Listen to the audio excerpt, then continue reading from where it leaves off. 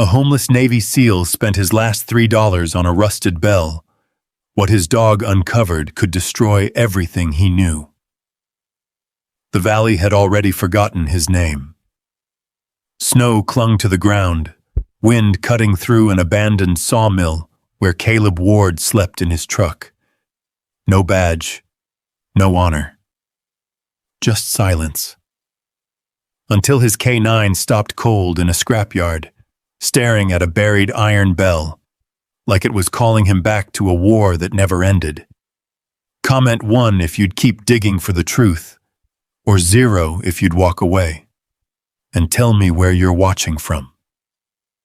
The valley woke slowly under a pale Wyoming sky, the kind of morning that never quite shook off the cold.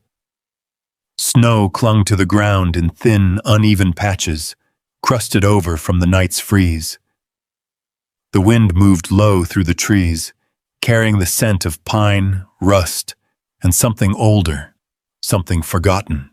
At the edge of that valley, just beyond where the town's last streetlight flickered out, a broken pickup truck sat angled beside an abandoned sawmill. Its paint had long since faded into a dull, peeling gray. One of its windows was patched with plastic. The tires were worn thin. Inside, a man stirred beneath a heavy canvas coat. Caleb Ward opened his eyes before the sun cleared the mountains. He didn't wake the way most people did. There was no slow stretch, no yawn, just a quiet, controlled breath and stillness. His gaze moved across the inside of the cab, checking corners, checking shadows, like he had done 1,000 times before. Beside him, a low, steady presence shifted.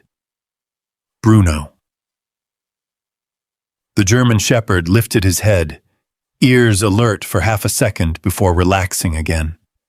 His dark eyes met Caleb's, calm and grounded. No panic, no questions, just awareness. Caleb exhaled. "You're good," he murmured.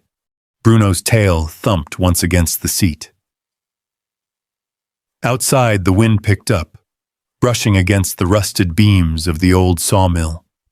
The place had been abandoned for over a decade. Most of the town avoided it now, like it carried a memory no one wanted to revisit. It creaked in the cold, its long-dead machinery frozen in place. Kind of like everything else out here. Caleb pushed open the truck door, boots crunching against the frozen dirt. The cold hit him hard, sharp against his face, but he didn't react. He just pulled his coat tighter and scanned the valley below. The town of Miller's Ridge sat quiet in the distance, smoke rising from a handful of chimneys. Small, tired, the kind of place where people noticed everything and talked about it even more. They had noticed him. They always did. Caleb grabbed a small metal cup from the truck bed and poured the last of yesterday's coffee from a dented thermos.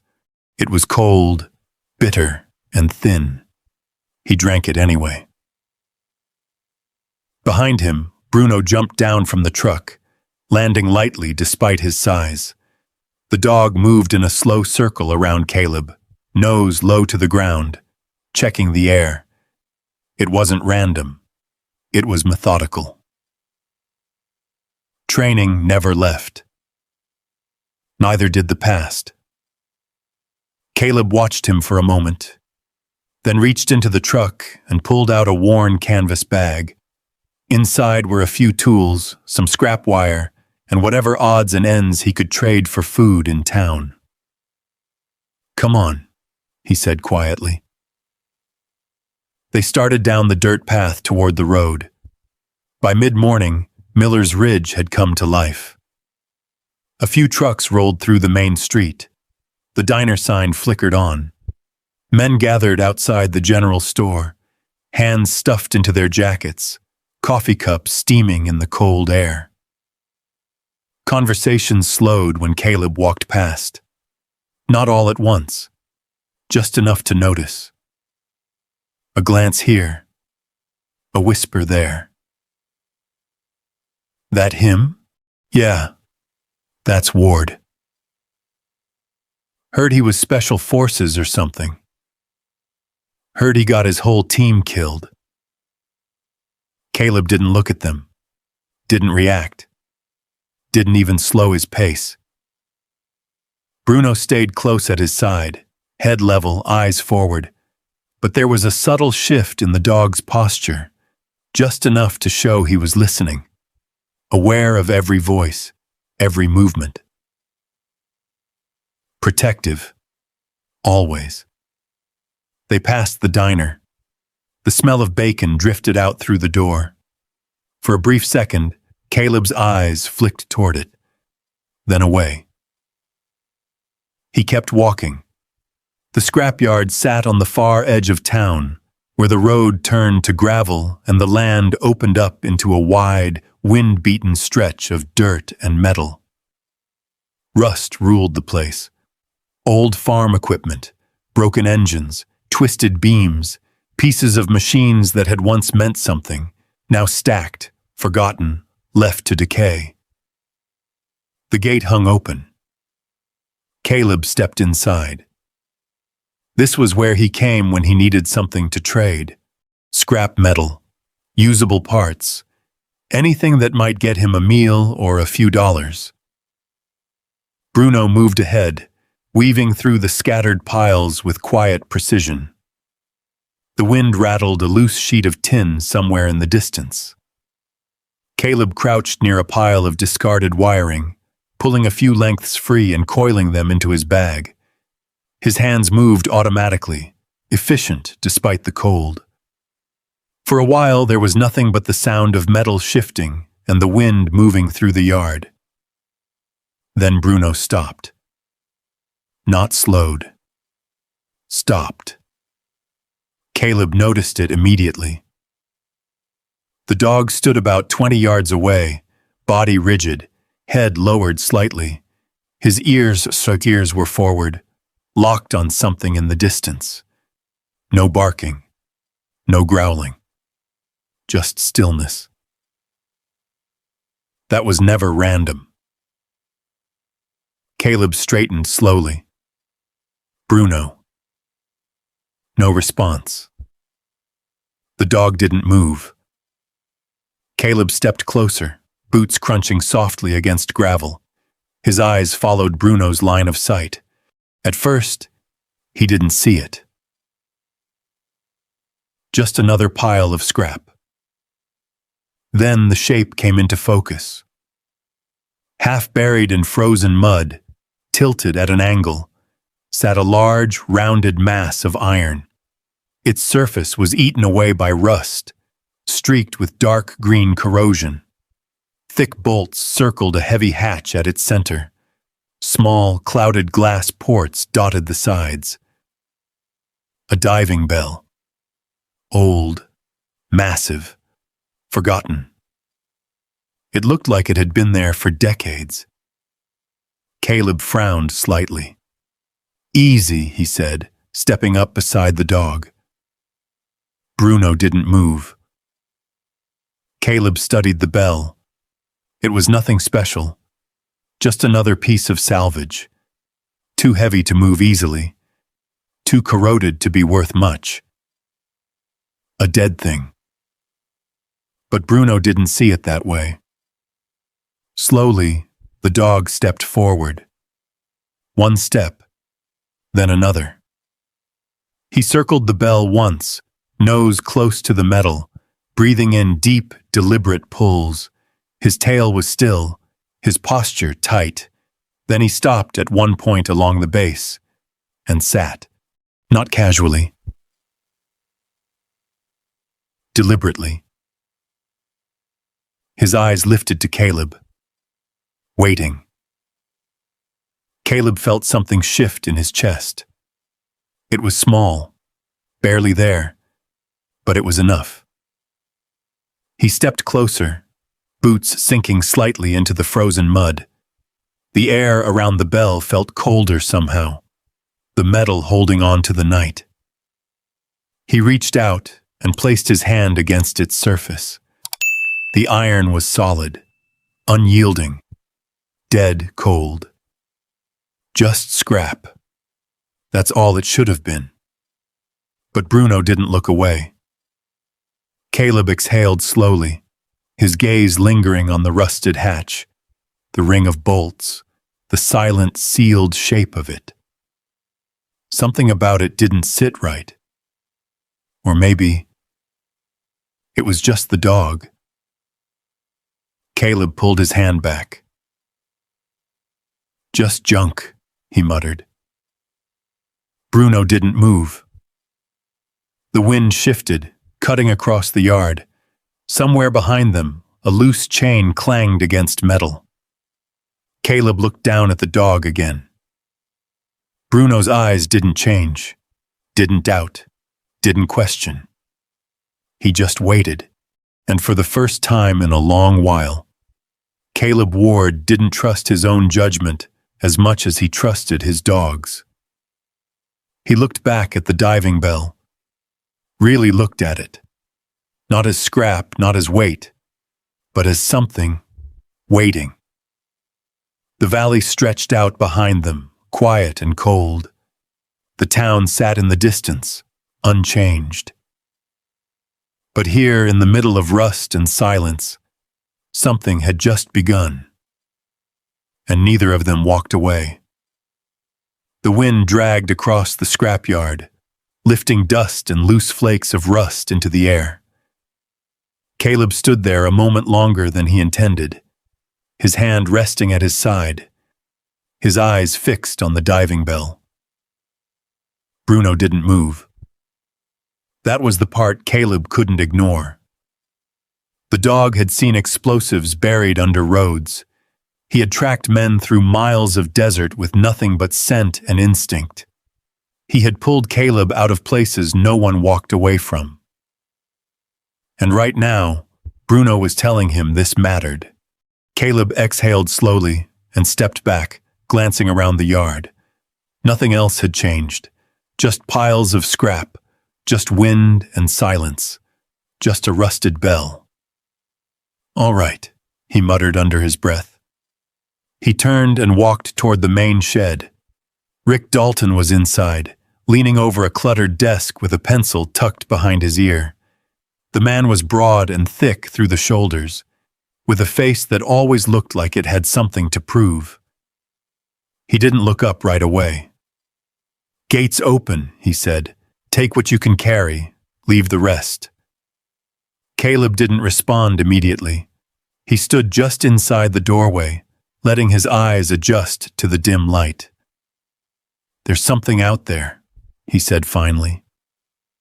Rick snorted. "There's a lot of something out there." "The bell," Caleb said. That got his attention. Rick looked up, slow, like he already knew where this was going. Then he leaned back in his chair and let out a short laugh. "That old thing?" he said. "You're kidding." Caleb didn't smile. Rick studied him for a second, then shook his head. "Been sitting there longer than I've owned this place," he said.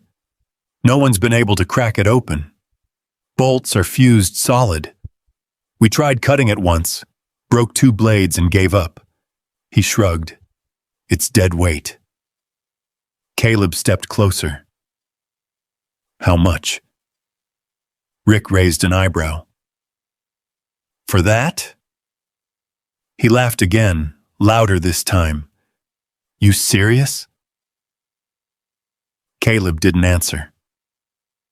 Outside, a couple of workers leaned against a truck, watching through the open doorway.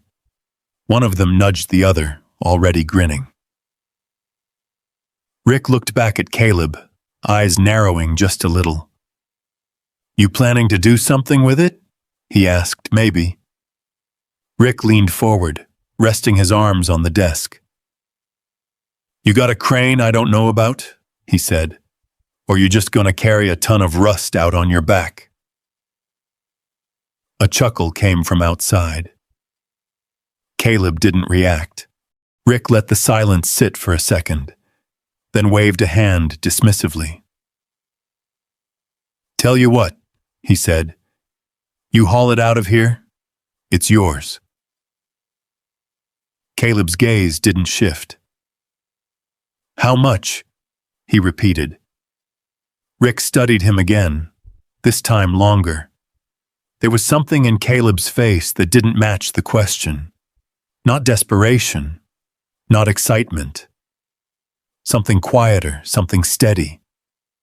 Rick leaned back again, tapping the desk with his fingers.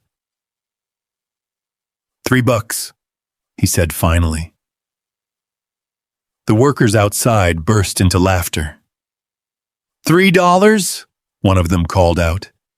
Man, that thing's worth less than the mud it's stuck in. Rick grinned, enjoying it. You heard me, he said. $3. You get it out today, it's all yours. Otherwise, it stays right where it is. He leaned forward again, voice dropping just a little. Fair deal. Caleb didn't answer right away. His hand moved slowly into his coat pocket. Inside, folded tight, were the last of his bills. Thin, worn, not enough for much of anything. Food for a couple days. Maybe. He stood there, feeling the weight of it. $3 for scrap. $3 for something he couldn't even move yet. $3 because a dog wouldn't walk away. Outside, the wind picked up again, rattling the loose metal in the yard. Caleb glanced toward the open door. Bruno was still there, still sitting beside the bell, waiting. No hesitation. No doubt. Caleb looked back at Rick. Then, without another word, he pulled the bills from his pocket, unfolded them, and placed them on the desk, done. The room went quiet. Rick stared at the money for a second, like he hadn't expected it to actually happen. Then he let out a short breath and shook his head, half amused, half confused. Your funeral, he said. He grabbed a clipboard, scribbled something down, and tore off a sheet of paper. Bill of sale, he said, sliding it across the desk. $3. Scrap metal. No complaints, no returns. Caleb picked it up, glanced at it, and folded it once before tucking it into his pocket. Outside, the workers were still laughing. Hey, Ward, one of them called. You gonna name it? Or just sleep in it? Another voice chimed in. Man's building himself a submarine. More laughter. Caleb walked past them without a word. Bruno stood as he approached, stepping away from the bell just enough to give him space. Caleb stopped beside the rusted iron, looking up at it again. The thing was massive, the bolts thick and swollen with corrosion, the hatch sealed tight. A dead thing. That's what everyone saw. Caleb crouched down, brushing a layer of frost and dirt away from the base with his glove. The metal beneath was darker, smoother in places where the rust hadn't fully taken hold. Bruno moved in close, nose hovering just above the same section he had been watching before. Caleb followed his gaze. There. Low on the curve of the bell. A small area where the rust looked different. Not gone, but thinner, like it hadn't been there as long. Caleb's brow tightened slightly. He didn't touch it. Not yet. Instead, he stood up slowly and looked around the yard again. The laughter had faded. The workers had gone back to their own business, though a few still glanced over now and then. Rick stood in the doorway of the shed, arms crossed, watching.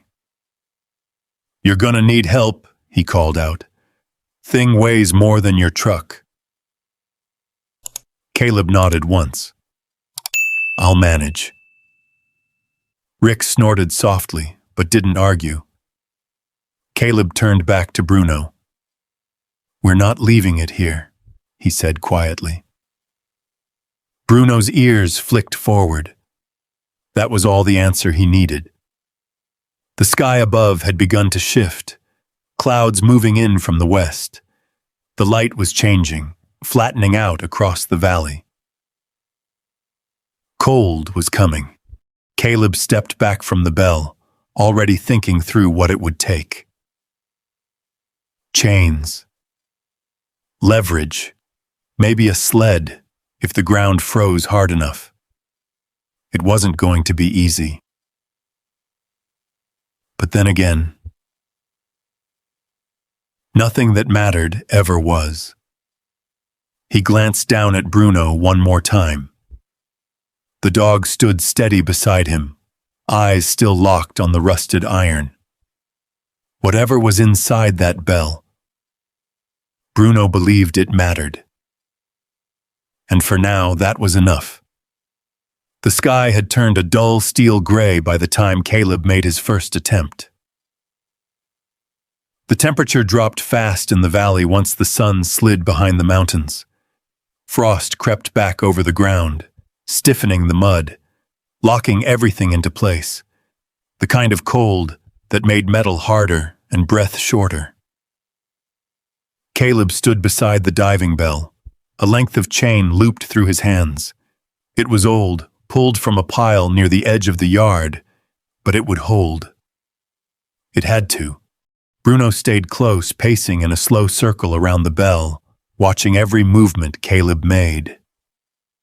You ready for this? Caleb muttered. The dog didn't answer. He never did. But he didn't leave either. Caleb hooked the chain around the lower lip of the bell, threading it through a thick iron brace that still held firm despite the rust. He pulled it tight, testing the weight. The bell didn't move, not even an inch. Caleb leaned back, putting more of his weight into it. Still nothing. He let go slowly, exhaling through his nose. Yeah, he said under his breath. Figured. From across the yard, the sound of an engine rolled closer. Caleb turned. An old flatbed truck bounced over the uneven ground, tires crunching through gravel and frozen dirt. It came to a slow stop a few yards away, engine idling low. The driver's door creaked open. A tall, weathered man stepped down, pulling his coat tighter against the wind. His hat sat low on his head, his face lined deep with years of sun and work. Harold Boone. He didn't say anything at first, just stood there, taking in the scene, the bell, the chain, Caleb, and the dog. Then he let out a quiet breath. Thought that might be you, Harold said. Caleb nodded once. Morning. Harold glanced at the bell again. Word travels fast in a place like this, he said. $3 for a ton of scrap. Folks been talking. Caleb didn't respond. Harold walked closer, boots steady, deliberate. He circled the bell once, running a hand over the rusted surface. She's older than anything else in this yard, he said. Been here since before Dalton took over. Nobody ever figured her worth the trouble. Caleb shifted slightly. I didn't buy it for the trouble. Harold gave a faint smile. No, he said. Didn't think you did. His eyes moved to Bruno. The dog stood still, watching him carefully, but without hostility. Dog's the reason, ain't it? Caleb didn't deny it.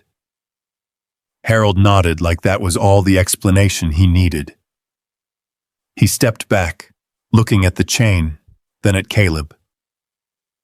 You planning to drag it? He asked. That's the idea. Harold chuckled softly. That thing weighs close to 2,000 pounds, he said.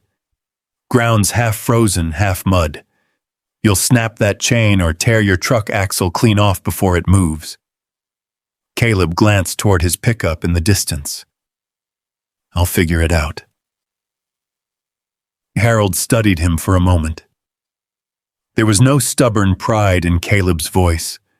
No edge, just quiet resolve. The kind that didn't bend. Harold sighed.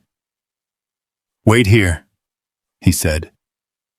He turned and walked back to his truck, climbing up into the bed. For a few seconds, there was nothing but the sound of metal shifting.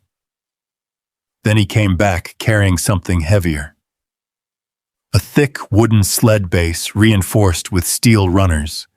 Behind it, he dragged a block and tackle rig, rope coiled neatly over his shoulder. Caleb watched him, surprised, but not showing it. Harold dropped the gear beside the bell. Use this hauling logs out of the North Ridge, he said. Frozen ground'll carry weight if you spread it right. He looked at Caleb. Won't be quick, but it'll move. Caleb nodded once. Appreciate it. Harold shrugged. Your old man helped me fix a broken line once. Didn't ask for anything back. He glanced at the bell again. Figured I owed somebody. For a second, Caleb didn't speak. Then he stepped forward. Let's get it done. It took the better part of the afternoon. The sled went under the bell first, inch by inch, using leverage and careful positioning. Caleb's hands moved with precision, his body remembering how to manage weight, angles, force. Bruno stayed close, circling wide when needed, stepping in when Caleb paused, always aware. Once the bell rested fully on the sled, Harold rigged the block and tackle, anchoring it to the frame of his truck. The rope tightened slowly, groaning under tension. Easy now, Harold muttered. Caleb leaned into the side of the bell, guiding it. The sled shifted, just slightly, but it moved. That was enough. Again, Caleb said. They worked in silence after that. Pull, adjust. Pull again. Each movement was small, hard-won. The wind picked up as the afternoon wore on, cutting through their coats, numbing fingers and faces. Sweat still formed beneath the layers, turning cold almost as soon as it appeared. Hours passed. By the time the bell cleared the edge of the yard, the sky had darkened into early evening. Miller's Ridge sat quiet in the distance, lights beginning to flicker on one by one. The laughter from earlier was gone. Now there were only a few distant figures watching, not mocking, just watching. The final stretch ran along a narrow dirt road that curved toward the river bend. Harold's truck moved slow, tires slipping occasionally on patches of ice. The sled dragged behind, the bell shifting with a deep, grinding sound. Caleb walked beside it the entire way, one hand on the metal. Guiding. Feeling every movement. Bruno trotted just ahead, checking the path, ears flicking at every sound in the trees. The valley grew quieter the farther they moved from town. The wind softened. The trees thickened. By the time they reached the bend, the world felt separate. Cut off, still. This'll do, Caleb said finally. Harold eased the truck to a stop. The spot was bare, just a patch of frozen ground overlooking the slow, dark line of the river. A few scattered trees, no buildings, no roads nearby. No people. Caleb stepped back, looking at the bell now resting on the sled. It didn't look like scrap anymore, not here. Here it looked intentional. Harold climbed down from the truck, rubbing his hands together. "You sure about this place?" he asked. Caleb nodded. "Yeah." Harold studied him for a second. Then he nodded too. "All right." They unhooked the rig slowly, easing the tension off the rope. The sled settled fully into the frozen ground, the bell steady and unmoving. For a moment, no one spoke. The light was fading fast now, the last glow of the sun slipping behind the mountains. The river below moved in quiet, dark currents. Harold glanced at Caleb. "You got food?" he asked. Caleb shook his head slightly. "I'll manage." Harold frowned but didn't push. "I'll swing by tomorrow," he said. "Bring something hot." Caleb didn't argue. "Thanks." Harold gave a small nod, then turned back toward his truck. Before climbing in, he looked once more at the bell. "Your dog," he said, glancing at Bruno. "He's got a reason for this." Caleb followed his gaze. Bruno stood beside the bell, nose close to the metal again, as if nothing else in the world mattered. "Yeah," Caleb said quietly. "I think he does." The truck engine started, headlights cutting through the dim light as Harold drove off, leaving Caleb and Bruno alone by the river. The valley settled into silence. Cold. Still. Caleb pulled his coat tighter and walked back toward the truck, grabbing a worn blanket and a small pack. He set up near the bell, using the sled as partial cover against the wind. Bruno stayed close. Night came fast. The temperature dropped harder, the kind of cold that sank deep into bone. Caleb lay back against the sled, eyes open, staring up at the dark sky. The stars began to appear, sharp and distant. For a while there was nothing but the sound of the river and the wind through the trees. Then it came. Not a sound. A memory. Flashes. Heat. Noise. Voices over comms. A call that came too late. Caleb's breath tightened. His hand clenched against the blanket. Bruno moved instantly. The dog pressed against his side, solid and warm, grounding him. Caleb's breathing slowed. The memory faded. The cold returned. He reached down, resting his hand against Bruno's neck. "I'm good," he whispered. The dog didn't move, didn't need to. They stayed like that for a long time. Two figures in the dark. One man. One dog. And behind them, a rusted bell silent, waiting. Morning came slowly to the river bend. A pale gray light crept over the mountains, washing the valley in cold, muted color. Frost clung to everything, the ground, the sled, the heavy iron skin of the diving bell. Even the air felt stiff, like it had weight.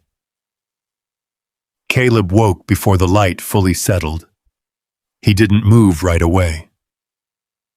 His eyes opened, steady, scanning, the river, the trees, the edge of the clearing.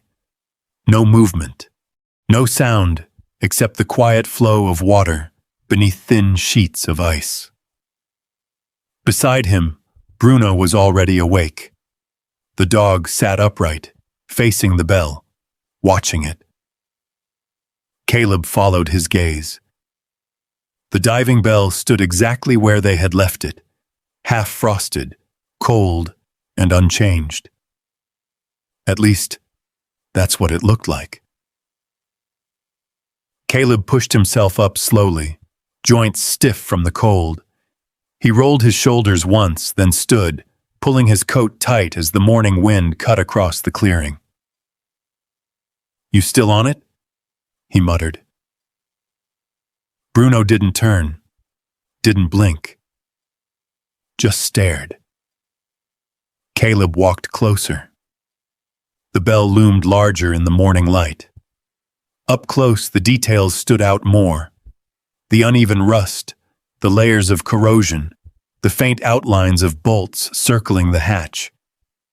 It was the same thing he'd seen yesterday. But Bruno didn't see it that way. The dog stepped forward, slow and deliberate.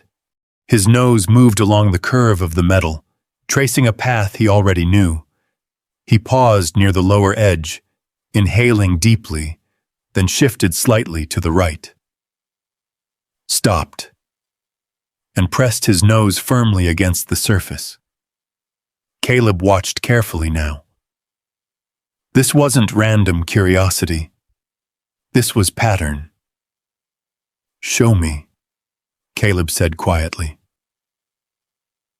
Bruno pulled back, then tapped the metal lightly with his paw. Once. Then again.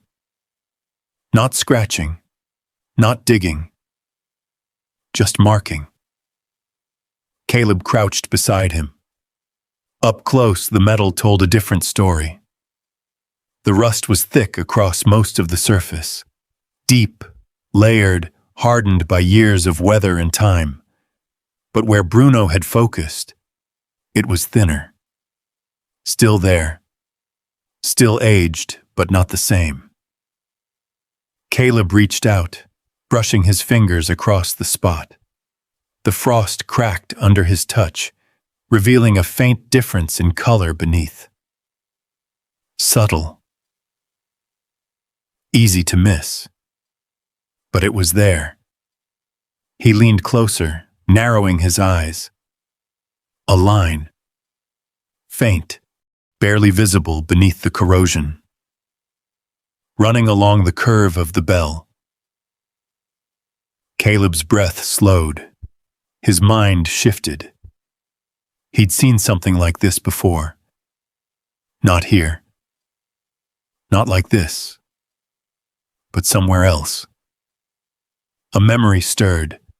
Briefing rooms, diagrams, field notes. Concealment through decay. Make it look old. Make it look forgotten. Hide it in plain sight. Caleb sat back slightly, studying the entire structure now. The hatch, the bolts, the seams. "All right," he murmured. Bruno stepped back just enough to give him space, but his eyes never left the spot. Caleb stood slowly, walking around the bell once, then again. Each step more deliberate than the last. From a distance, it was just a rusted relic. Up close, it was something else. When he came back to the marked spot, he crouched again, this time closer. There. One of the bolts near the lower ring. It looked like the others at first glance. Thick, corroded, swallowed by rust. But not completely. The edges of the hex head were still there. Faint, defined, not rounded off like the rest. Caleb reached out, running his thumb along it. The rust flaked slightly, too easily. He frowned. "That's not right," he said under his breath. The other bolts were solid, fused into place by time. This one, it hadn't been exposed the same way, or not for as long. Bruno shifted beside him, letting out a low, quiet breath. Caleb glanced at him. "You saw it before I did," he said. The dog's ears flicked. Caleb leaned back on his heels, looking at the ring of bolts again. All identical in size, all spaced evenly. All corroded, except one. A small difference. The kind most people would miss. The kind Bruno didn't. Caleb stood, stepping back to take in the full shape again. The wind moved across the clearing, brushing against the bell with a low, hollow sound. It wasn't loud, but it wasn't empty either. Caleb's head tilted slightly. He listened. The sound shifted with the wind.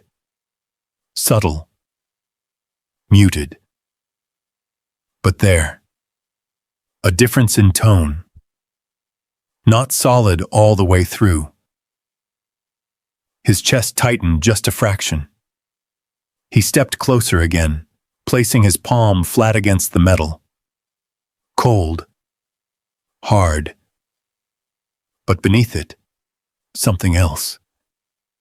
He tapped lightly with his knuckles. A dull thud. He moved his hand a few inches to the side. Tapped again. This time, a faint, hollow echo. Caleb froze. Bruno's posture changed instantly. The dog straightened, ears forward, body alert. They both heard it. Caleb tapped once more. Same spot, same sound. Hollow, not deep. But there. His jaw tightened. "This isn't just a shell," he said quietly. The wind died down for a moment, leaving the clearing in complete stillness. No river sound, no trees, just silence. And that bell. Caleb stepped back slowly, his eyes never leaving the surface. Everything about it shifted now. The weight, the placement, the condition. It didn't feel random anymore. It felt deliberate, like something placed here, left here, for a reason. Bruno moved again, circling once, then returning to the same point. He sat down, steady, unwavering. Waiting. Caleb looked down at him. "You're sure about this?" he said. The dog didn't move, didn't hesitate. Caleb exhaled slowly, running a hand over his face. The cold bit harder now, but he barely felt it. His mind was already moving ahead. Tools, leverage, time. Whatever this was, it wasn't opening easy. And maybe it wasn't meant to. Caleb looked back at the bolt. The one that didn't belong. The one that told a different story. He nodded once to himself. "All right," he said. "We do it your way." Bruno stood. The two of them faced the bell together. No more doubt, no more guessing. Just a quiet understanding between them. Whatever was inside that rusted iron, it wasn't forgotten. It was waiting. And now, they knew it. The cold didn't matter anymore. Not the wind cutting across the river. Not the frost stiffening Caleb's fingers. Not the hunger settling deep in his gut. All of it faded behind one simple truth. This wasn't just scrap. Caleb stood over the diving bell, eyes fixed on the one bolt that didn't belong. Bruno stayed close, his body angled toward the tree line, scanning, listening, guarding. But every few seconds, his gaze snapped back to the bell, as if reminding Caleb what mattered most. Caleb reached into the back of his truck and pulled out the small canvas bag he'd brought from the scrapyard. Inside were the basics: pliers, a rusted wrench, a short pry bar. Not much, not enough, but it would have to do. He knelt beside the bell again, brushing away frost from the bolt. The metal underneath was clearer now in the morning light. Not clean, but younger, less eaten away by time. He wrapped the wrench around the head of the bolt and pulled. Nothing. He adjusted his grip, set his feet, and pulled again, harder this time. The wrench slipped. The metal didn't move. Caleb exhaled slowly, setting the tool down. "Figures," he muttered. Bruno shifted behind him, letting out a low, quiet breath. Caleb glanced back. "You hear something?" Bruno's ears flicked. The dog turned toward the trees, head low, body tense. For a moment, everything stilled. The wind dropped. The river slowed to a whisper. Then a distant engine. Faint. Far off. Caleb stood slowly, eyes narrowing. A truck somewhere up the road. Not close, not yet, but moving. Bruno didn't relax. He stayed locked on the direction of the sound, muscles tight, ready. Caleb watched for another second, then turned back to the bell. "Not our problem," he said quietly. "Not yet." He grabbed the pry bar and wedged it against the edge of the bolt, testing the angle. The metal groaned faintly under pressure. Good. That meant it wasn't fused solid. He leaned in again, pushing harder this time. The bar slipped. Caleb caught himself before falling forward, breathing heavier now. His hands were already raw from the cold and yesterday's work. The skin across his knuckles had cracked, dried blood dark against the pale skin. He wiped them against his coat and tried again. Push. Hold. Shift. The bar dug into the metal, a faint scraping sound. Then nothing. Caleb sat back, frustration building slowly in his chest. He looked at the bolt again, then at the rest of the ring. Every one of them sealed tight, every one of them old. Except this one. "This is the key," he said under his breath. Bruno stepped closer, standing beside him. Caleb rested his hand briefly against the dog's neck. "Just takes time," he said. He stood and walked back to the truck, digging through what little he had left. A small tin of oil, barely half full. He unscrewed the lid and returned to the bell. Carefully, he poured it over the bolt, letting the liquid seep into the edges, into the threads beneath. The oil ran dark against the rust, dripping down the curve of the metal. Caleb waited, watched, listened. The valley stayed quiet. The engine sound had faded. Or maybe it had just moved farther away. After a minute, Caleb crouched again and picked up the wrench. He set it in place. Pulled. The bolt didn't move, but this time, it shifted. Just a fraction. So small, most people would have missed it. Caleb didn't. His breath caught slightly. "There you are," he whispered. Bruno's tail gave a single, slow movement. Caleb tightened his grip and pulled again. The wrench creaked. The metal groaned, then slipped back. But not as far as before. It was working. Painfully slow, but working. Caleb leaned back, letting out a long breath. "That's all I need," he said. Progress. Even the smallest kind. He reset the wrench again and pulled. Again and again. Each time the bolt gave just a little more. The motion was grinding, uneven, like the metal itself was resisting after years of stillness.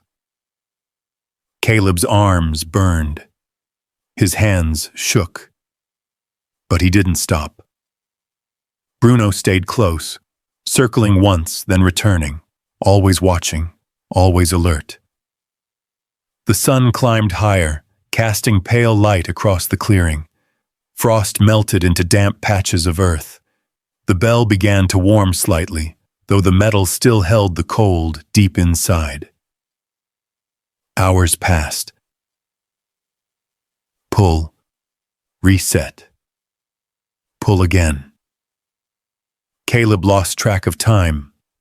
There was only the bolt, only the movement, only the slow, stubborn resistance giving way. At one point, the wrench slipped hard, scraping across his knuckles. He hissed through his teeth, pulling his hand back. Blood welled up quickly. Bruno stepped in immediately, pressing close. "I'm fine," Caleb said, though his voice was tight. The dog didn't move, didn't leave. Caleb wrapped his hand briefly in a strip of cloth torn from an old shirt, then went back to work. No hesitation. No second thought. The valley stayed quiet. Too quiet. Now and then, Bruno would stop, lifting his head, scanning the distance. Once he let out a low growl, barely audible. Caleb followed his gaze. Far off, near the ridgeline, a vehicle moved slowly along the road, too far to see clearly, but it was there, watching or passing. Hard to tell. Caleb didn't stop. If someone was paying attention, then whatever was inside this bell mattered even more. He leaned in again, gripping the wrench with both hands. Pulled. The bolt turned. Not a fraction this time. A full movement. A deep, grinding shift. Caleb froze for half a second. Then a slow, steady breath left his chest. "That's it," he said quietly. Bruno stepped closer. The dog's body eased just slightly, but his eyes remained sharp, alert. Caleb worked the bolt again, turn, grind, turn. Each movement louder now, each shift more real. The seal was breaking, piece by piece, layer by layer. Time itself was giving way. By late afternoon, the bolt had moved enough to create a visible gap. Small, but undeniable. Caleb leaned back, exhausted, hands shaking from the effort. He stared at the opening, then at the rest of the bolts. There were still many to go. But the first one, the hardest one, had begun to give. He let out a slow breath, sitting back against the sled.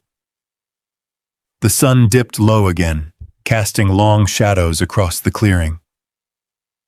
Bruno settled beside him, pressing lightly against his side. Caleb reached out, resting his hand on the dog's back. "We're in," he said quietly. "Not open, not yet. But close enough to know this wasn't just a guess anymore. This was real. The bell wasn't empty. It never had been. And now, there was no turning back. The light was fading fast, but Caleb didn't stop. The first bolt had shifted. That was all he needed to know. He tightened the wrench again, muscles burning, and forced another turn. The metal groaned like it hadn't moved in years, because it hadn't. Each motion sent a dull vibration through the bell, a low, hollow resonance that seemed to travel deeper than it should. Bruno's head snapped up. The dog's ears stood rigid, body tense. Caleb froze. "What is it?" he asked quietly. Bruno didn't look at him. His eyes were fixed on the ridge above the clearing. The same direction as before. Caleb followed his gaze. Nothing. Just trees. Shadows. The last light slipping through the branches. But the dog didn't relax. That was enough. Caleb stood slowly, setting the wrench down. The wind shifted again, colder now, carrying a faint scent of exhaust. Barely there, but enough. Someone had been on that road. Maybe still was. Caleb watched for a long moment, his posture tightening, instincts pulling at him from a place he hadn't trusted in a long time. "Stay sharp," he murmured. Bruno didn't need the reminder. The dog moved closer, positioning himself between Caleb and the tree line, body angled protectively. Caleb exhaled slowly and turned back to the bell. If someone was watching, then whatever was inside this thing mattered even more. He crouched again, wiping his hands on his coat before gripping the wrench once more. Let's keep going.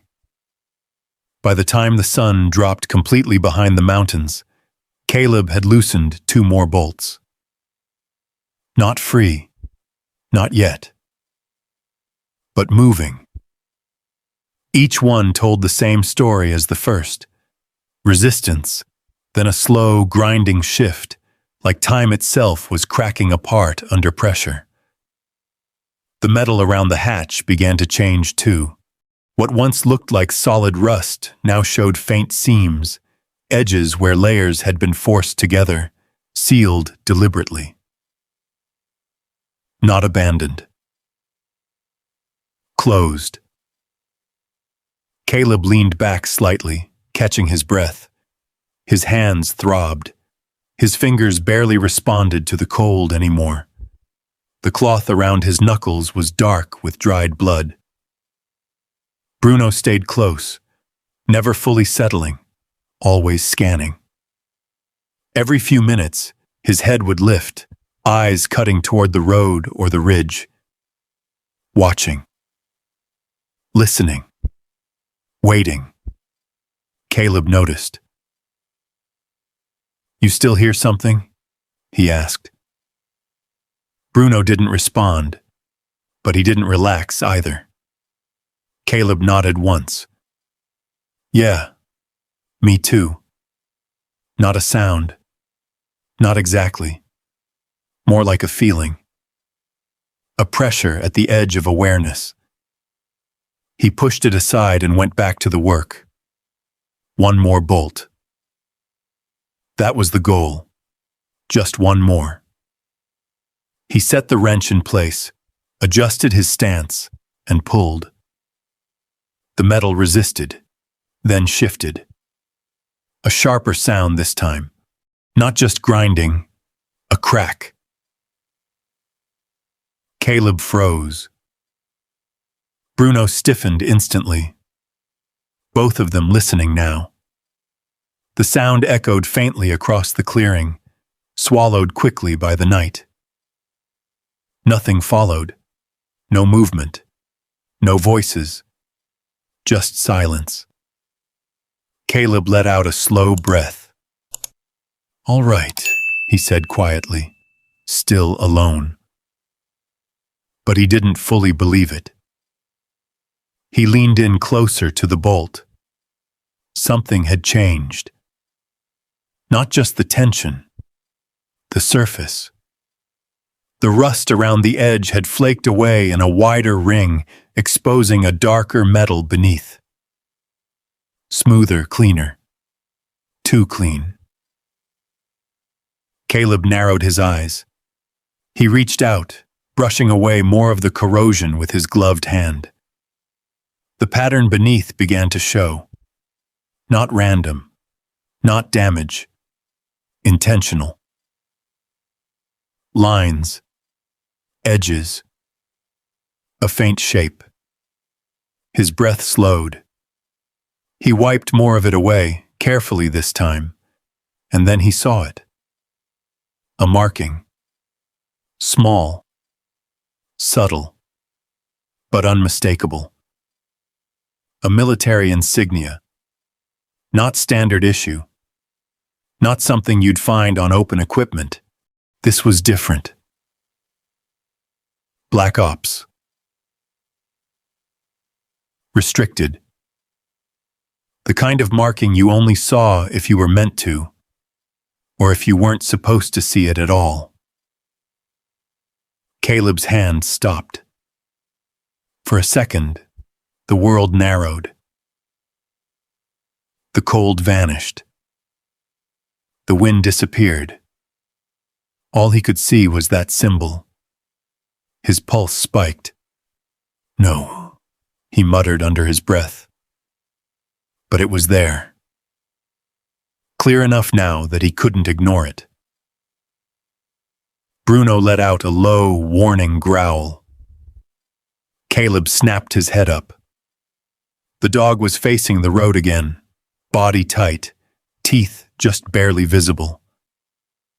Not panic, not fear. Alert. Serious. Caleb stood slowly, turning in the same direction.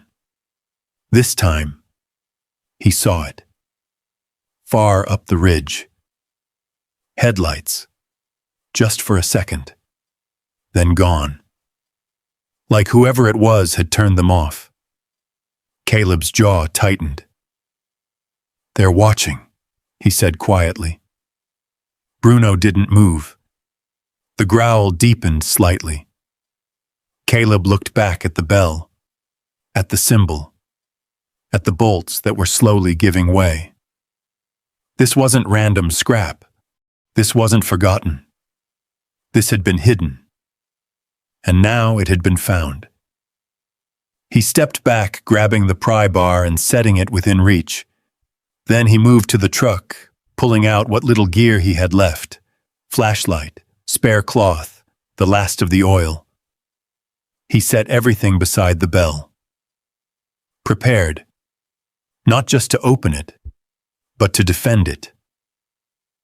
When he returned, Bruno shifted slightly, placing himself closer to Caleb's side.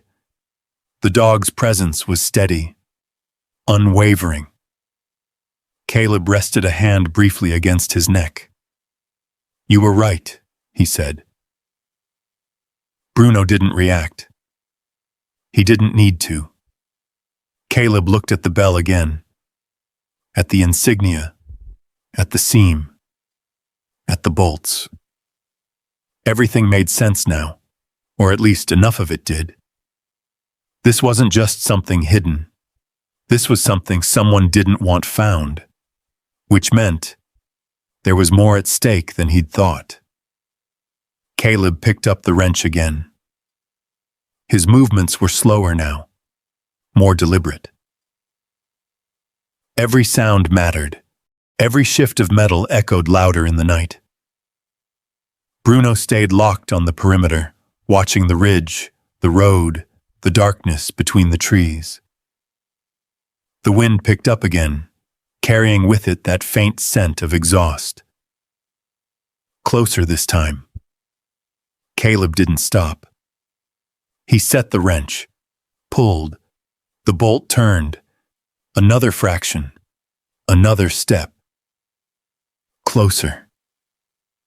Behind him, Bruno's growl rose just slightly, Not loud, but enough. Caleb didn't look back. He didn't need to. Whatever was coming, he would face it. But first, he had to open that bell. Because now he knew the truth. This wasn't just something buried by time. It was something buried on purpose. And the moment he broke it open, everything would change. The night settled deep over the river bend, thick and quiet, the kind of silence that pressed in from all sides. The stars were sharp overhead, scattered across a sky that gave no warmth. Caleb didn't stop. Not for the cold, not for the ache in his hands, not for the feeling crawling at the back of his neck.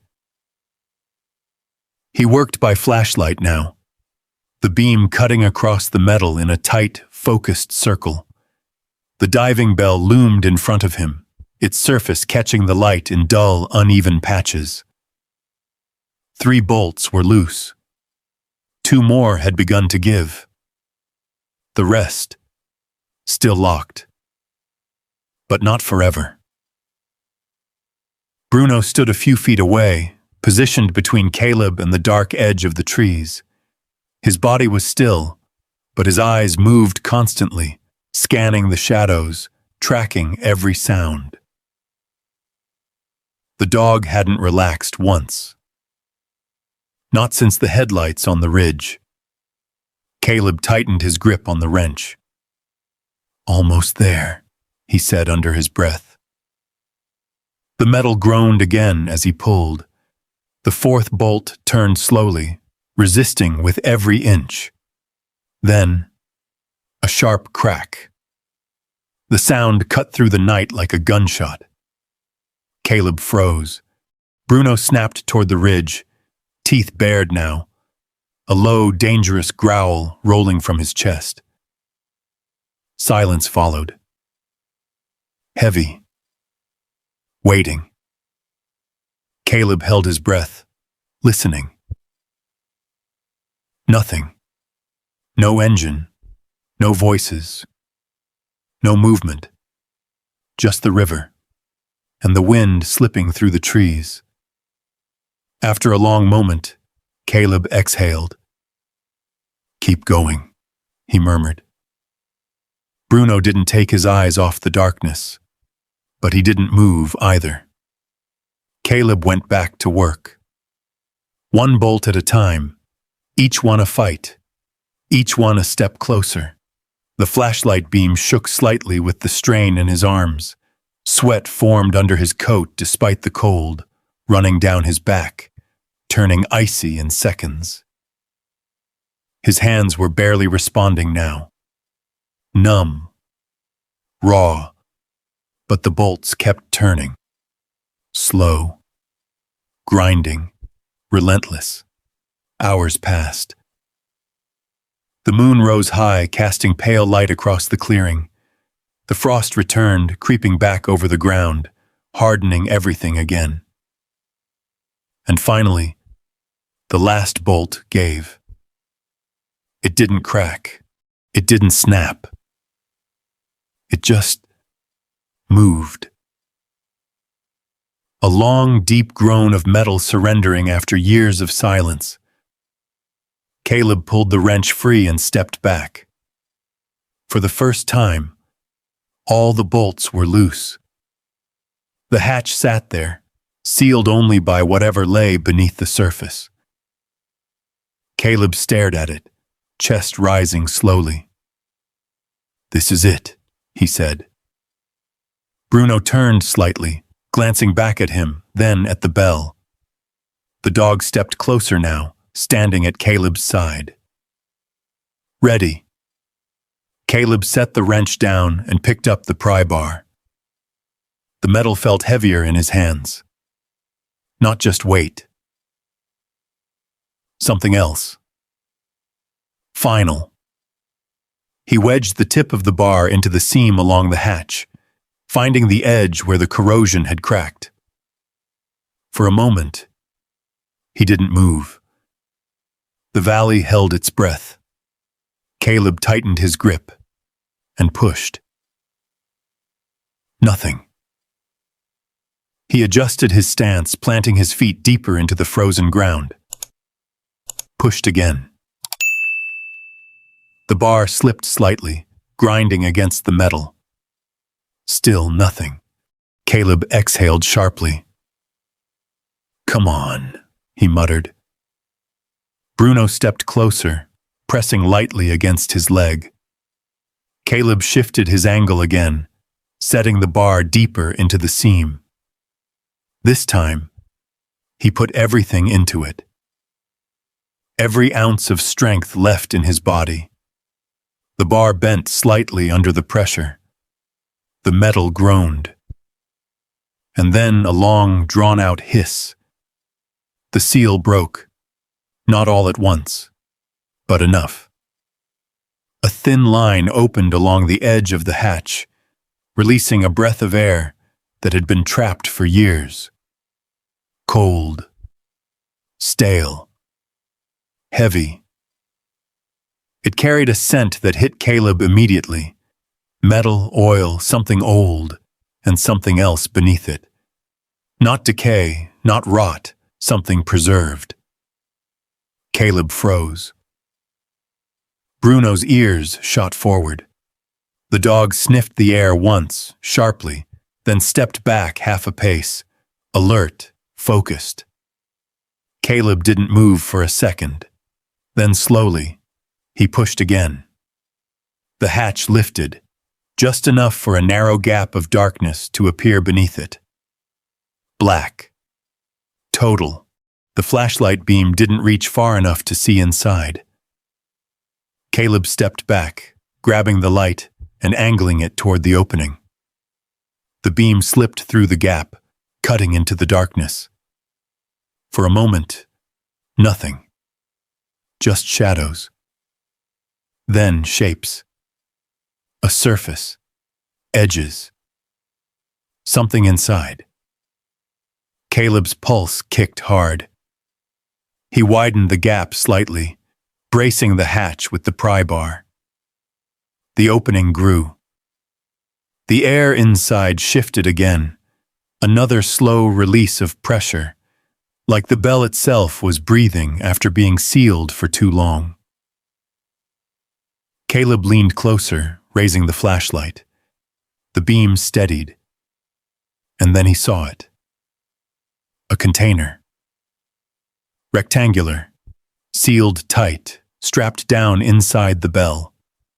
Next to it, a journal, wrapped in waterproof casing. Caleb didn't move. His breathing slowed. Focused. Careful. He reached in slowly, his hand brushing against the cold interior surface. The space inside was tighter than he expected. Compact. Purposeful. Not random. Everything inside had been placed there. Secured. Protected. Caleb's fingers closed around the journal first. He pulled it out carefully, setting it on the ground beside him. Then he reached back in and touched the container. Heavy. Solid. Still sealed. He left it for now. Instead, he turned back to the journal. His hands trembled slightly, not from the cold this time, from something else. He unwrapped the outer layer. The material peeled back, revealing a worn, dark cover beneath. Military grade, field issued. Caleb's chest tightened. He opened it. The first page caught the light. Handwritten, clear, sharp, familiar. Caleb's breath stopped. He knew that writing. He had seen it 100 times before. Briefings, orders. Notes passed under pressure. His throat tightened. No way. he whispered. But there was no doubt. The name at the top of the page confirmed it. His former commanding officer. The man they said never made it out. The man whose death had ended everything. Caleb stared at the page, the words blurring for a second before snapping back into focus. Behind him, Bruno stood still. Watching. Guarding. Waiting. The valley seemed to close in around them. The cold. The silence. The darkness beyond the trees. All of it faded. There was only this journal, this truth, this moment. Caleb turned the page, and everything he thought he knew started to come apart. The wind moved through the trees again, softer now, like the valley itself had gone quiet to listen. Caleb didn't hear it. He didn't feel the cold anymore. He was kneeling in the dirt beside the open bell, the journal resting in his hands, the flashlight beam trembling slightly across the page. The handwriting was unmistakable, clean, direct, controlled. Captain Nathan Hale. The man who had led Caleb's team. The man they said never came back. The man Caleb had buried in his mind 100 times over. Caleb swallowed hard, his eyes locked on the first entry. Mission compromised before insertion. The words hit like a punch. He read it again. Slower this time. Intel leak confirmed. Orders unchanged. Caleb's chest tightened. That wasn't how it had been reported. That wasn't what they had been told. He turned the page. Each line was dated, each entry sharper than the last. Hale had known, before they even hit the ground, before everything went wrong. Caleb's breathing grew shallow. They sent us in anyway, he whispered. Behind him, Bruno shifted slightly, but didn't interrupt. The dog stayed close, his presence steady in the darkness. Caleb turned another page. Extraction delayed. Command unresponsive. The memory came back fast this time. Not a flash, not a fragment. The whole thing. The heat, the noise, the chaos. Voices over comms, waiting for a call that never came. Caleb's hand tightened around the edge of the journal. They knew, he said, voice low and unsteady. They knew. The next entry was shorter, more rushed. Lost 2 men, position compromised, pulling fallback. Caleb closed his eyes for a second. 2 faces surfaced in his mind. Clear, too clear. He forced his eyes open again. Kept reading. The pages blurred together as he moved faster now, chasing something he wasn't sure he wanted to find. Then, he stopped. The final entries. Written tighter. Closer together. As if time had run out. Hiding evidence. Cannot trust chain of command. Caleb's breath caught. Evidence. He looked back toward the bell. The open hatch. The container still inside. Then, back to the page. Bell is secure. Only place they won't check. A long pause filled the clearing. Caleb stared at the words, trying to make them fit, trying to understand. Bruno stepped closer, pressing lightly against his shoulder. Caleb didn't move. He turned the page. The last entry. Short. Final.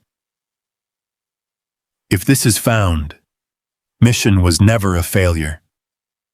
Caleb's throat tightened. The words felt heavier than anything he had carried in years. He kept reading. Command buried it. We were expendable. The valley seemed to drop away beneath him. Everything he had lived with. Every look from the town. Every whisper. Every accusation he had accepted in silence. It all shifted. It all cracked. Not expendable, Caleb whispered. His voice broke slightly. He steadied it. Read the final line. If you're reading this, trust the dog. He'll know who deserves the truth. Caleb stared at the page for a long time. The flashlight beam flickered slightly in his hand. The cold returned slowly, creeping back into his fingers, his arms, his chest. But something else came with it. Something heavier. Not anger. Not yet. Grief. Deep. Quiet. Unraveling. He closed the journal slowly, his hands shaking now. For years, he had carried it. The weight of that mission, the failure, the loss, the silence that followed. He had believed it, accepted it, lived inside it. And now it wasn't real. Not the way he thought. Not the way they told him. Caleb let out a long, unsteady breath and lowered his head. For a moment, he didn't move, didn't think, didn't fight it. Bruno stepped in closer, pressing his body firmly against Caleb's side, grounding him, holding him there. Caleb reached out, gripping the dog's fur, his hand tightening just enough to steady himself. I didn't lose them, he said quietly. The words felt strange, unfamiliar. I didn't fail. Bruno didn't respond. He didn't need to. He stayed there, solid, unshaken. Caleb lifted his head slowly, his eyes moving back toward the bell, toward the open hatch, the container still inside. Whatever Hale had hidden, it was still there, untouched, waiting. Caleb stood carefully, his movements slower now, more deliberate. He stepped back to the bell and crouched again, reaching inside. His fingers wrapped around the container. It was heavier than he expected. Cold, sealed tight. He pulled it out slowly, setting it beside the journal. The surface was reinforced, military grade, locked down with purpose. Caleb stared at it for a second, then looked back at the journal. Everything pointed here. Everything led to this. Proof. Truth. The thing they had buried. Behind him, Bruno shifted again. This time, a low growl. Caleb's head snapped up. The dog was facing the ridge again. Body tense, ears forward. The same direction. Closer now. Caleb turned slowly. The darkness beyond the trees felt different, not empty. Watching.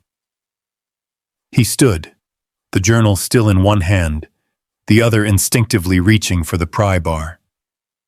His breathing steadied, his posture changed. Not broken, not lost. Something else, something older, something trained. They're not done with this, he said quietly.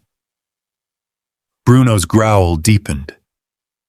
The wind carried that faint scent again. Exhaust. Closer than before. Caleb looked back at the container, at the bell, at the ground where everything had just changed, then back toward the ridge. His jaw tightened. They buried it once, he said. His voice was calm now, controlled. They won't let it stay buried. Bruno didn't move. He stood ready. Caleb nodded once, then reached down, grabbing the container and pulling it close.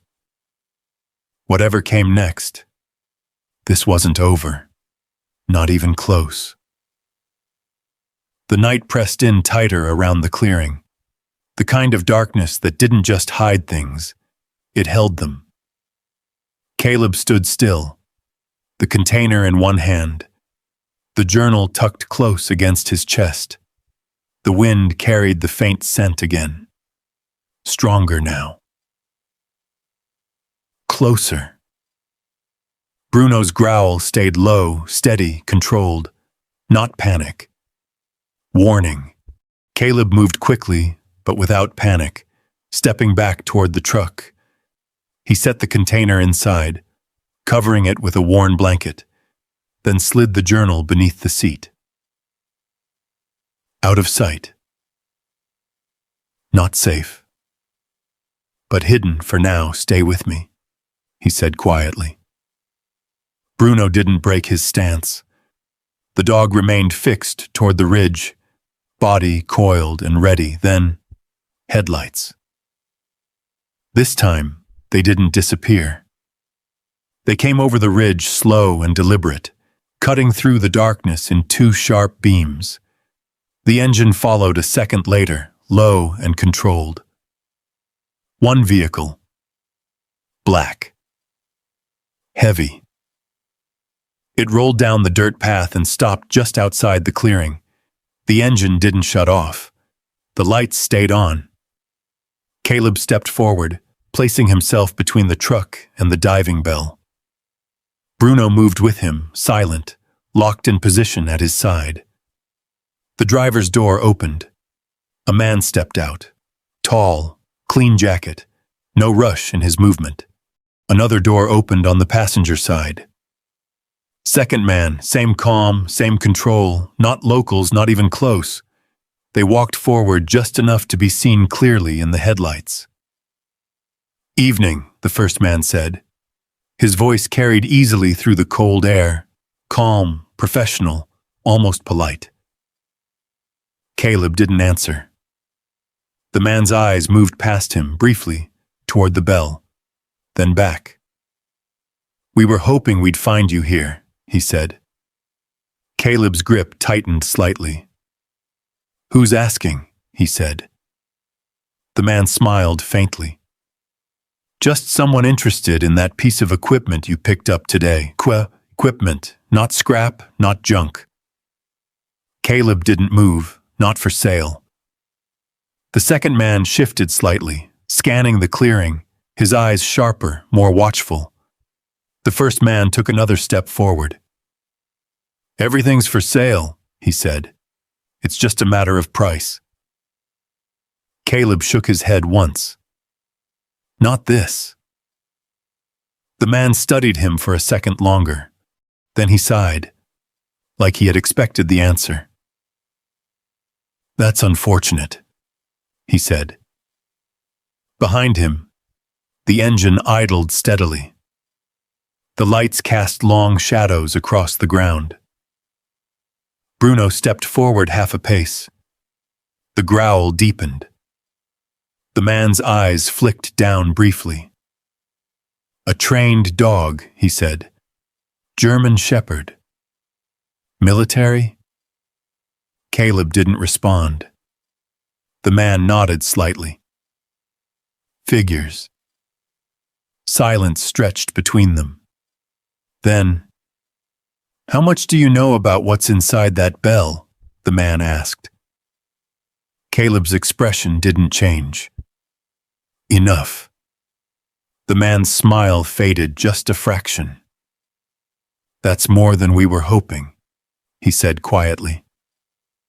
The second man shifted again, this time stepping slightly to the side, trying to get a clearer angle on the truck. Bruno noticed instantly. His body turned, blocking the movement. The growl sharpened. "Don't," Caleb said. One word. Flat. Final. The second man stopped. The first man raised a hand slightly. "Easy," he said. "We're not here to cause problems." Caleb held his ground. "Then leave." The wind moved through the clearing again, carrying that same faint scent of exhaust and something else beneath it. Tension. Heavy. Unspoken. The first man looked back at the bell once more, then at Caleb. "You opened it," he said. Not a question. A statement. Caleb didn't answer. Didn't need to. The man nodded slowly. "Then you understand why we're here." "No," Caleb said. "I understand why you shouldn't be." The words hung in the air. The second man's posture tightened. The first man's expression hardened just slightly. "This doesn't need to get complicated," he said. "You hand over what you found, and this ends clean." Caleb's jaw set. Not happening. Silence again. Longer this time. The kind that sits heavy in your chest. The first man looked at him carefully. Not judging, not mocking. Measuring. "You were military," he said. Caleb didn't react. "We know who you are," the man continued. "We know your record. Your history." The word landed with weight. Caleb's eyes didn't move. "You've been through enough," the man said. "No reason to drag this further." Bruno's growl didn't stop. If anything, it deepened. Caleb stepped forward half a pace. "Then you already know," he said quietly. "I don't walk away from things like this." The man held his gaze, then nodded once. "All right." He turned slightly, glancing back at the vehicle. "Not tonight," he said. The second man looked at him, surprised. The first man shook his head once. Too exposed. He turned back to Caleb. "This isn't over," he said calmly. "No," Caleb replied. "It's not." The man held his gaze for another second, then turned and walked back to the vehicle. The second man followed. Doors closed. The engine revved slightly. The headlights stayed on for a moment longer, then turned. The vehicle rolled back up the path, disappearing into the darkness beyond the ridge. The sound of the engine faded. The clearing fell silent again. But it wasn't the same silence. Not anymore. Caleb stood still, watching the empty road. Waiting. Listening. Bruno didn't relax. Not fully. Not yet. After a long moment, Caleb turned back toward the truck. The blanket covering the container shifted slightly in the wind. He walked over and pulled it tighter. His hand rested there for a second, then tightened. "They're coming back," he said quietly. Bruno stepped in beside him. No hesitation. No doubt. Caleb nodded once. "Yeah," he said. "I know." He looked back toward the bell, toward the open hatch, toward the truth that had been buried for years. and now was pulling everything back to the surface. The wind moved again. Colder this time. Sharper. Caleb exhaled slowly, his posture settling into something more solid, more certain. "They don't get it back," he said. Bruno's ears flicked. The dog stood ready, watching, waiting. This time, not for a clue, but for what came next. Dawn came thin and colorless, like the valley hadn't decided if it wanted to wake at all. Caleb hadn't slept. He sat on the tailgate of the truck, elbows on his knees, staring out across the river bend. The sky was pale. The ground was hard again. Frost had crept over everything in the night, sealing the world into stillness. Behind him, the diving bell stood open. No longer silent, no longer hidden, Bruno lay at his feet, not fully resting, just waiting. His ears flicked at every small shift in the air, every distant sound. The dog hadn't let his guard down once. Caleb reached down and rested his hand on Bruno's shoulder. "They'll be back," he said quietly. Bruno didn't move. Caleb exhaled slowly and stood. Running wasn't an option. Not anymore. Not after what he had read. Not after what he knew. For years, he had stayed quiet, stayed out of sight. Let the past sit where it had been left. Let people believe what they wanted. That part was over. He turned and reached into the truck, pulling out the container. It felt heavier now, not just in weight, in meaning. He set it carefully on the tailgate and studied it. Reinforced edges, sealed locking points, military design, whatever was inside, it wasn't meant to be opened casually. Caleb ran his fingers along the surface, then stepped back. "Not here," he said. Bruno stood immediately. The decision had been made. By mid-morning, they were back on the road into Miller's Ridge. The town looked the same, but it didn't feel the same. People noticed him again, but this time Caleb noticed them back. Not the whispers, not the looks, the details. Who watched too long, who turned away too quickly, who didn't look at all. Bruno stayed close at his side, posture calm but alert. They moved through the main street without stopping, until Caleb turned toward the diner. The door opened with a soft chime. Warm air rushed out, carrying the smell of coffee and fried eggs. Conversations slowed again, but this time they didn't stop completely. Caleb walked to the counter and took a seat. Bruno settled beside him.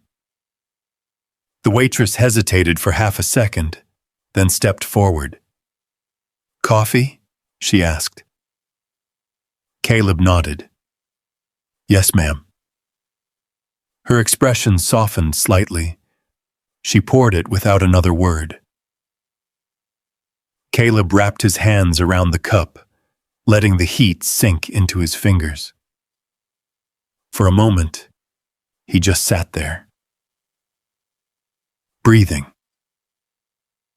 Then, "Didn't expect to see you back in town so soon." The voice came from behind him. Caleb turned. A woman stood near one of the booths, a notebook tucked under her arm. Mid-30s, sharp eyes, steady posture. Emily Carter. He recognized her. Everyone did. Local reporter. Didn't miss much. Caleb turned back slightly. "Didn't expect to come back," he said. Emily studied him for a second, then stepped closer. "You hear about anything unusual last night?" she asked. Caleb didn't answer right away. Instead, he took a slow sip of coffee. "Depends what you call unusual." Emily pulled out the seat across from him and sat down. Black SUV, no plates, seen heading out toward the river bend. Caleb's eyes flicked up. Just for a second. That was enough. Emily noticed. "Yeah," she said quietly. "That got my attention too." Bruno shifted slightly beside Caleb, watching her carefully. Not hostile, just aware. Emily glanced at the dog, then back at Caleb. "That yours?" she asked. "Yes. Looks like he's seen things." Caleb didn't respond. Emily leaned forward slightly. "Whatever you found out there," she said, "it's bigger than you." Caleb met her gaze. "No," he said calmly. "It's exactly as big as me." The words sat between them. Not defensive, not aggressive, just certain. Emily studied him again, longer this time. Then she nodded once. "All right," she said. "Then let me ask you this." She placed her notebook on the table but didn't open it. "Do you want the truth out?" Caleb didn't hesitate. "Yes." Emily leaned back slightly. "Then you're going to need more than just that dog." Bruno's ears flicked. Caleb's eyes narrowed just a fraction. "I'm not handing anything over," he said. "I didn't ask you to." Emily's voice stayed calm. "I'm asking if you're ready to stand where people can see you." Caleb didn't answer right away. The diner moved around them. Quiet conversations, clinking dishes, the low hum of morning life. Normal. Simple. Something he had stayed away from. For a long time. He glanced down at Bruno. The dog looked back. Steady. Unquestioning. The same look he had given him at the bell. At the first clue. At every step since. Trust. Caleb exhaled slowly, then looked back at Emily. "What do you need?" he asked. By noon, they were standing outside the sheriff's office. A small building, plain, unassuming. Sheriff Donnelly stood just inside the doorway, arms crossed, watching them approach. Older man. Gray hair. Eyes that had seen more than most. He didn't smile. Didn't frown. Just waited. Caleb stopped a few feet away. Bruno stood beside him. Emily stepped forward first. "We need to talk," she said. Donnelly glanced at her, then at Caleb. "About what?" Caleb stepped forward. Something that should have come out a long time ago. Donnelly held his gaze, long enough to measure it. Then he stepped aside. "Come in." The office was quiet. Just a desk, a couple of chairs, a map of the county pinned to the wall. Caleb set the container on the desk. Carefully. Donnelly's eyes dropped to it, then back to Caleb. "What is it?" he asked. Caleb reached into his coat and pulled out the journal. Set it beside the container. Donnelly's expression shifted. Slightly. "What am I looking at?" he asked. Caleb met his eyes. "Proof," he said. Emily didn't speak. She just watched. Donnelly picked up the journal slowly, flipping it open. He read. One page, then another. His jaw tightened. He looked up. "This real?" Caleb nodded. "Yes." Silence filled the room. Heavy. Different from the silence outside. This one carried weight. Donnelly closed the journal slowly. "You understand what this means," he said. Caleb didn't look away. "Yeah," he said. "I do." Donnelly studied him one more time, then nodded. "All right." He set the journal down. "We do this right." Caleb nodded once. "That's why I came here." Bruno shifted slightly beside him, settling into a steady stance. Not tense, not defensive, just ready. The decision had been made. No more hiding, no more silence. Caleb Ward wasn't running anymore, and whatever came next, he would meet it head on. The afternoon light stretched long across Miller's Ridge, turning the town gold in a way that made everything look softer than it really was. But nothing about that day was soft. Inside the sheriff's office, the air felt tighter than before, not tense in the way of fear, but in the way of something shifting, something long buried beginning to surface. Sheriff Donnelly stood behind his desk, the journal open again in his hands. He read slower this time, more carefully, like each word mattered more than the last. Emily Carter stood near the window, her notebook open now, pen moving steadily. Every few seconds she glanced up, at Caleb, at the journal, at the container.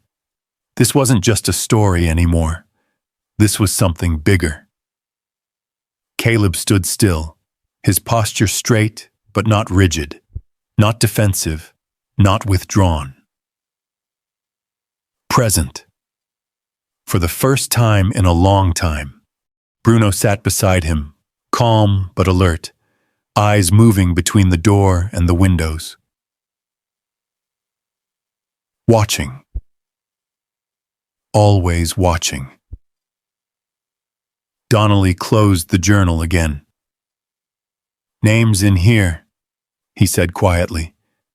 "Dates, locations, enough to raise questions." He looked up at Caleb. "But questions don't hold unless they're backed up." Caleb nodded once. "That's in the container." Donnelly's gaze shifted to it. "You opened it?" "No." "Why not?" Caleb met his eyes. "Because once it's open, it's real." Donnelly held that for a second, then nodded. "Fair." Emily stepped closer. "Then we open it now," she said. "Not a suggestion, a decision." Donnelly looked between them, then down at the container again. "Lock's intact," he said. "We break it. There's no putting it back." Caleb didn't hesitate.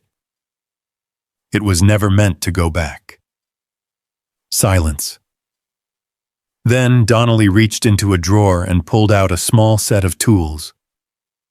"Let's do it right," he said. The container sat in the center of the desk. Heavy. Solid. Sealed.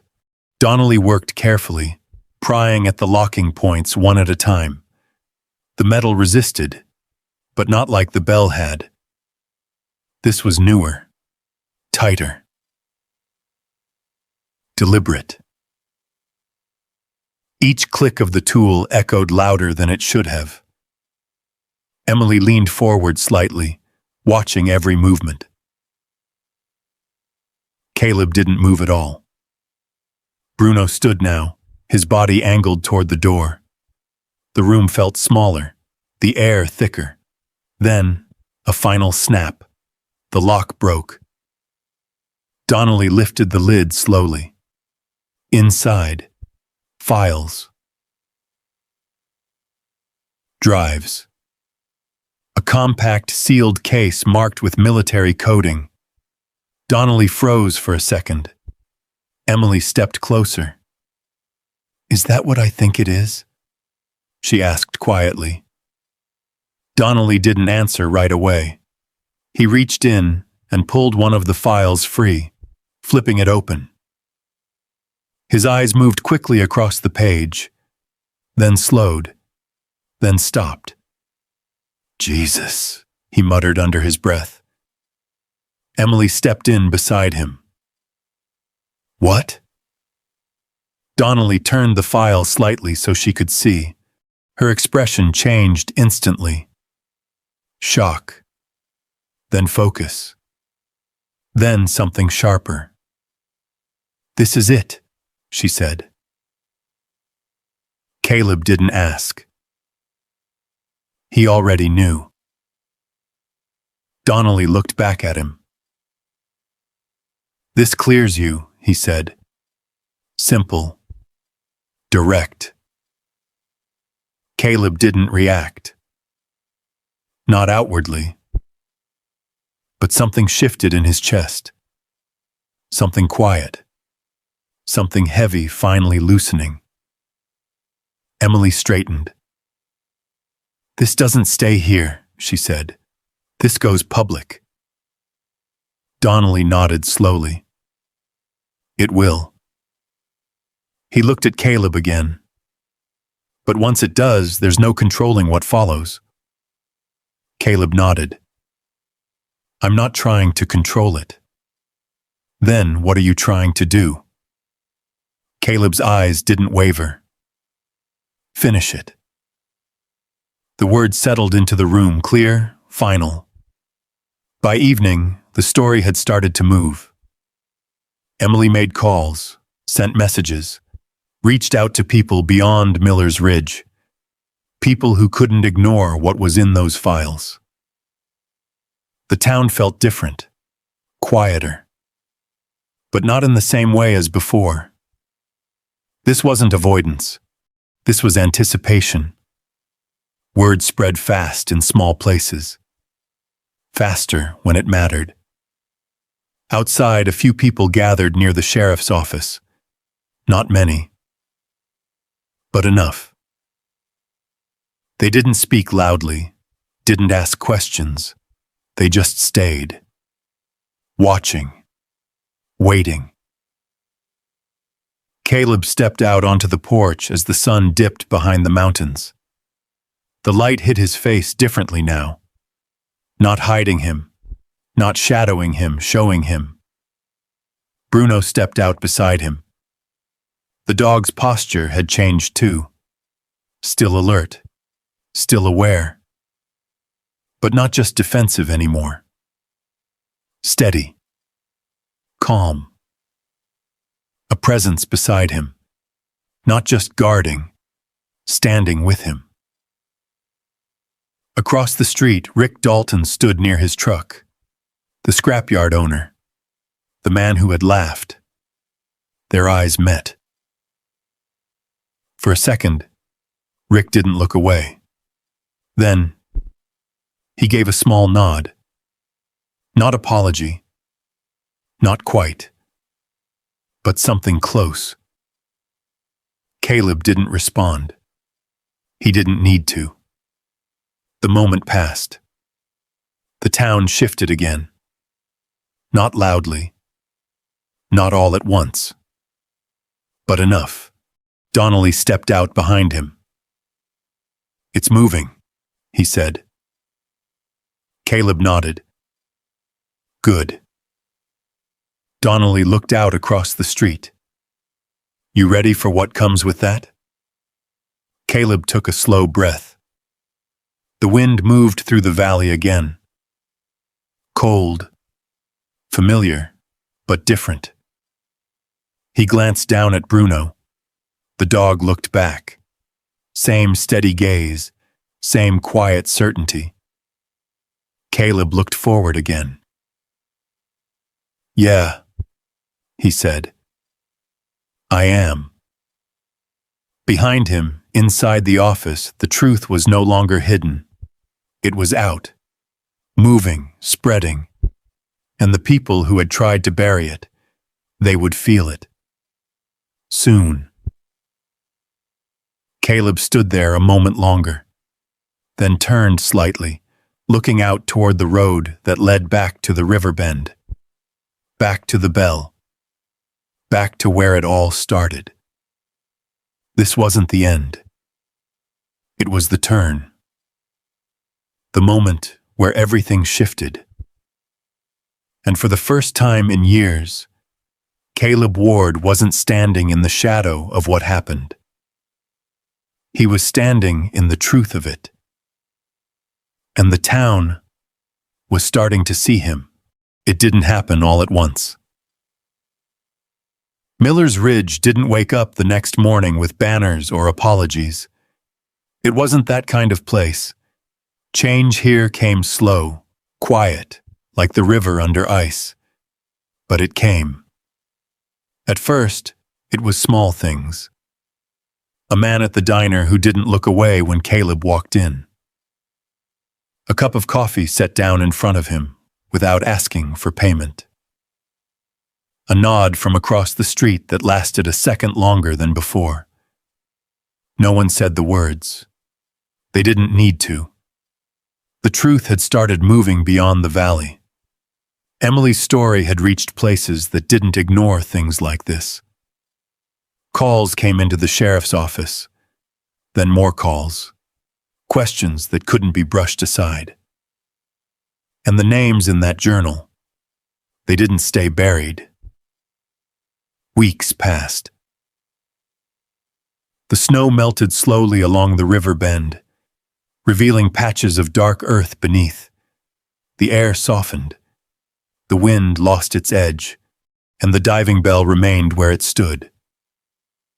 Not abandoned, not forgotten. Changed. Caleb had cleaned it piece by piece, not to restore it, just to make it honest. The rust was still there, but the markings were visible now. The hatch stood open, no longer sealed, no longer hiding what it once held. It had become something else, a marker, a reminder. Bruno lay beside it, stretched out in the afternoon light. A faint scar traced along his shoulder now, a thin line where fur had grown back unevenly. He had taken that injury the night the men returned again. They hadn't come loud. They hadn't come fast. But Bruno had heard them before they got close. Caleb still remembered the sound, the sudden burst of movement, the sharp warning growl, the way Bruno had thrown himself forward without hesitation. The men hadn't stayed long after that. They hadn't needed to.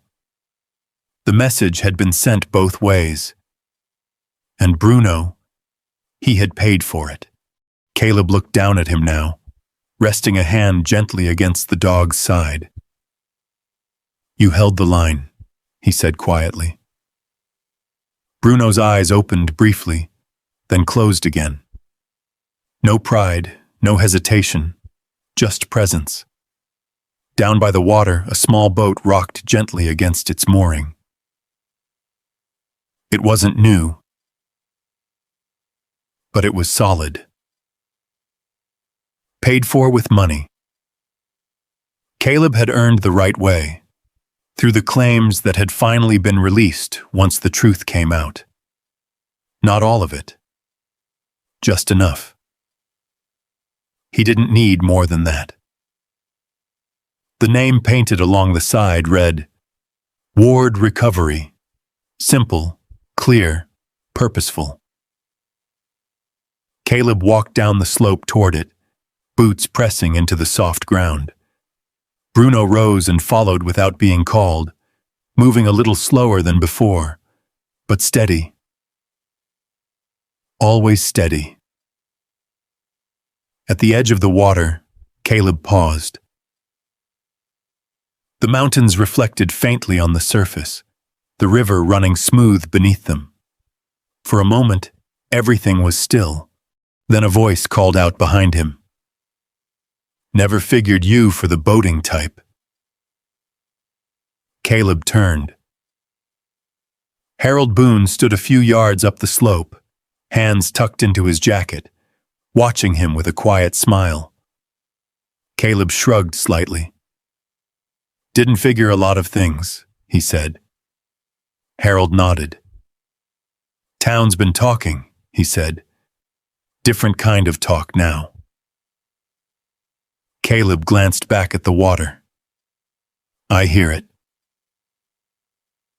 Harold stepped closer, looking out at the boat. "You earned it," he said. Caleb didn't answer right away. The wind moved gently across the river, carrying the scent of pine and thawing earth. "I didn't do it alone," Caleb said finally. He glanced down at Bruno. The dog stood beside him, eyes forward. Harold followed his gaze and nodded. "Yeah," he said. "I see that." They stood there for a moment in silence. Then Harold looked back up at Caleb.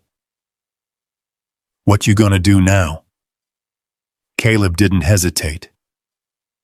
"Keep going." "Doing what?" Caleb looked out across the water again. "Finding things people lost," he said. Harold smiled slightly. "Sounds like work that matters." Caleb nodded. "It does." Later that evening, the light settled into a deep gold across the valley. Caleb walked back up to the bell. It stood where it always had, same place, same weight, but it didn't feel the same anymore. Not to him. Not to anyone who knew. He stopped beside it, running a hand along the metal. Cold. Solid. Real. Not a tomb. Not a mistake. A message. Bruno stepped up beside him, resting his head lightly against Caleb's leg. Caleb looked down at him, then out toward the mountains. For a long moment, he said nothing. Then, quietly, "They didn't leave me behind," he said. His voice was steady, clear. "They left me a way forward." Bruno didn't move, didn't need to. He was already there. The wind moved through the trees, softer now, carrying the last light of the day across the valley. The mission Caleb thought had ended had never really ended at all. It had just changed. And this time, he wasn't walking away from it. Type yes if you believe some truths are worth standing your ground for, no matter how long it takes. Because in the end, it's not about what they took. It's about what you refuse to give up. And if stories like this mean something to you, stick around. There's more coming your way.